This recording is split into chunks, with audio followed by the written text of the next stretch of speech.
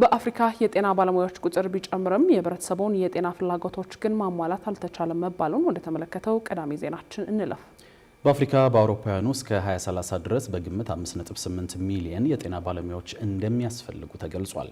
በአፍሪካ በአመቱ 326,000 የሚጠጉ የጤና ባለሙያዎች የሚመረቁ ቢሆንም ብቁ ባለሙያዎችን ማፍራት ላይ ግን አሁንም ተግዳሮቶች መኖራቸው ተነግሯል።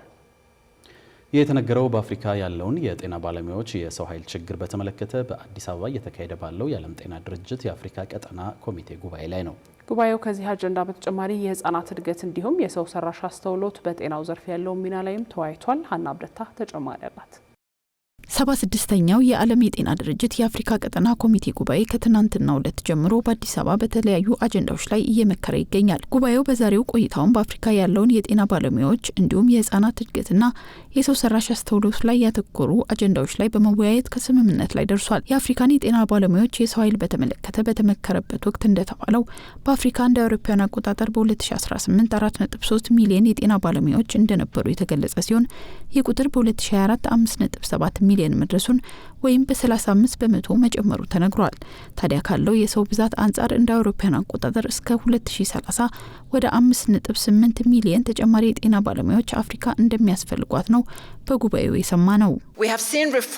በጤና ባለሙያዎች ስምሪት አቅርቦትና እቅድ ላይ ኢንቨስትመንቶችንና መሻሻሎችን አሳይተናል። የቀጠናው የጤና ባለሙያዎች ብዛት እንደ አውሮፓውያን አቆጣጠር በ2013 ከነበረበት 1.6 ሚሊዮን በ2024 ወደ 5.7 ሚሊዮን ገደማ አድጓል። ይህም 1.1 ሚሊዮን የማህበረሰብ ጤና ባለሙያዎችን ይጨምራል። ነገር ግን እነዚህ እድገቶች የማህበረሰቡን የጤና ፍላጎቶች ለማሟላት አሁንም በቂ አይደሉም። በአፍሪካ እንደ አውሮፓውያን አቆጣጠር እስከ 2030 ድረስ በግምት 5.85 ሚሊዮን የሚደርሱ የጤና ባለሙያዎች እጥረት ያጋጥማል ተብሎ ይጠበቃል። ይህ እጥረት ከሰለጠኑ የጤና ባለሙያዎች መካከል ካለው የስራ አጥነትና ዝቅተኛ የስራ ስምሪት ጋር ሲታይ በግምት 27 በመቶ ይገመታል።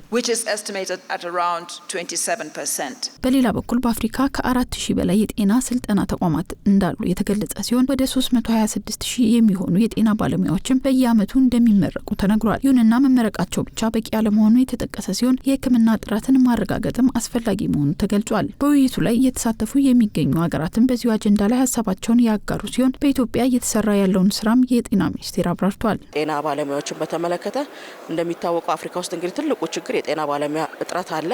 በተመሳሳይ ደግሞ የመቅጠር ምጣኔም ደግሞ የሁሉም የኢትዮጵያ ብቻ ሳይሆን የሁሉም አፍሪካ ሀገራት ችግር ነው። ስለዚህ ይሄን ለመሻገር ምን እናድርግ የሚል ነው። ሌላው ጤና ባለሙያዎች እንግዲህ ብሬን ድሬን ወይም ደግሞ ማይግሬሽን አላቸው ወደ ሌላ ሀገር ሄደውም የሚሰሩበት ሁኔታ አለ።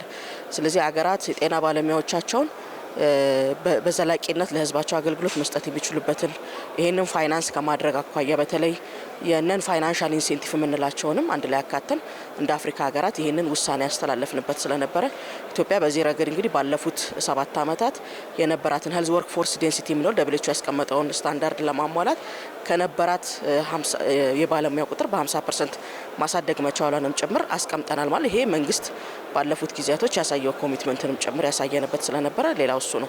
ታዲያ በአፍሪካ በርካታ የጤና ባለሙያዎች የሚያስፈልጉ ቢሆንም የበጀት እጥረት የጤና ባለሙያዎች በሚያስፈልጓቸው ቦታዎች ላይ ስራ አለመፍጠር ከተግዳሮቶች ውስጥ ተጠቅሰዋል። ለዚህም የጤና ባለሙያዎችን ማብቃት፣ ትክክለኛ ብቃት ያላቸውን ባለሙያዎችም በትክክለኛ ቦታ መመደብና ትክክለኛ የጤና አገልግሎት የሚፈለግባቸው ቦታዎችን ማዘጋጀት እንደ መፍትሄ ሊወሰዱ እንደሚችሉ ተጠቁመዋል። ይህ እንዳለ ሆኖ የልጆች እድገትን በተመለከተም ውይይት የተደረገ ሲሆን የጤናና የማህበራዊ ጥበቃ ስርዓቶች ደካማ እንዲሁም በቂ ሀብት የሌላቸው መሆናቸው በዘርፉ ተግዳሮት ሆነው ተጠቅሰዋል። ከዚሁ ጋር በተያያዘ የመረጃና የተጠያቂነት ስርዓቶች በቂ አለመሆናቸውም የተነገረ ሲሆን ቤተሰቦች በቂ ድጋፍ አለማግኘታቸውና ቅንጅት አለመኖሩ ሌላው ተግዳሮት ነው ተብሏል። ከዚሁ ጋር በተያያዘ በኢትዮጵያ እየተሰራ ያለውን ስራ ሚኒስትር ዴኤታዋ ሳህረላ አብዱላሂ አብራርተዋል። የህፃናት ጤና ከልጅነት ቅድመ ልጅነት ጤና ጀምሮ መሰራት አለበት የሚለው ነው። ስለዚህ በዛ ረገድ እንደ ተሞክሮ የጀመርናቸው እንግዲህ እንደ አዲስ አበባ ላይ ከምገባም ብቻ ሳይሆን የዴይ ኬር ላይ በፊት የነበረውን የኤርሊ ቻይልድሁድ ዴቨሎፕመንት በጤና አገልግሎት ተቋሞቻችን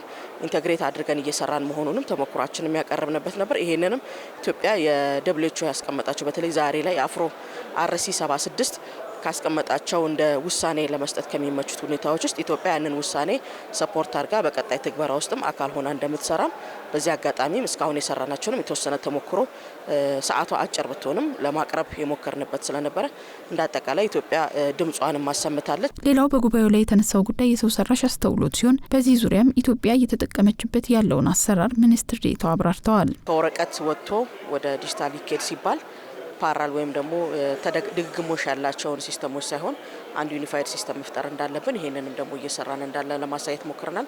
በተለይ ታች ያለው ጤና ኤክስቴንሽን ፕሮግራሙ ኢትዮጵያ የምትታወቅበት የጤናው ዘርፍ የጤና ጀርባ አጥንት ተብሎ የሚታወቁት የጤና ኤክስቴንሽን ፕሮግራማችንን ለመደገፍ ደግሞ የሄፕ አሲስትድ ኤአይ አሲስትድ የሆነ ቅርብ በ2025 ጀምረን እንግዲህ ወደ 15 ወረዳዎች ላይ ትግበራ ጀምረን ነበረ። በዚህ እንግዲህ አንዱ ያገኘ ነው በተለይ ከ100 በላይ እንግዲህ ጤናው የሚመራበት ጋይድላይኖች ፕሮቶኮሎች አሉ።